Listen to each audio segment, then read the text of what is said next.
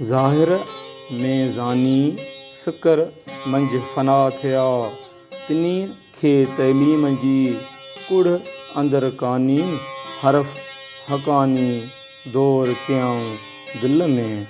सुर यमन कल्याण आसान पंजूं बैत नंबर 16 रिसालो शावानी।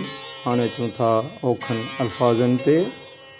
ज़ाहिर माना आया चिटो पधरो, ज़ाहिरी तरह ॾिसण में, ज़ानी माना शक कंदड़ शकी, फ़िक्र माना सोच वीचार, हक़ीक़त खे सम्झण वारो ख़्याल ॻूढ़ो वीचार, फ़ना माना गुम ग़र्क़ नीस्तो नाबूद, पनाह थियण नीस्तो नाबूद थियण माना तबाह थियण, पाण वञाइण, तइलीम माना इल्म सुञाणप सिख्या सचो इल्म, कुड़ माना बुत जिस्म पंहिंजे अंदरि वजूद में, कुड़ अंदरि माना पंहिंजे वजूद में पंहिंजे अंदर में, कानी माना कान या तीर, नंढे कान जो घाव या ज़ख़्म या उन घाव जा सूर, हरफ माना जुमिलो कलमो भुणको सुखन कौल ॻाल्हि, हकानी माना हक़ जो हक़ीक़ी सही दुरुस्त वाजिबी,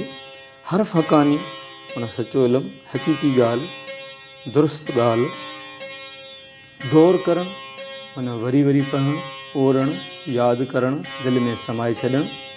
हाणे अचूं था सिटवार सम्झाणी ते।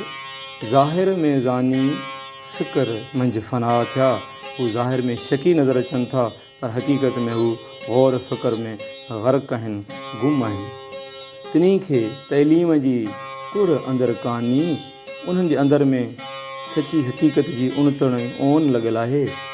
हरफ हकानी दौर कयाऊं दिल में, हू हर वक़्तु दिल में हक़ वारे कलमे यानी सची ॻाल्हि जो विर्द था कनि, बार बार पिया वरजाइनि पिया दोहराइनि, हक़ लतीफ़ सच लतीफ़।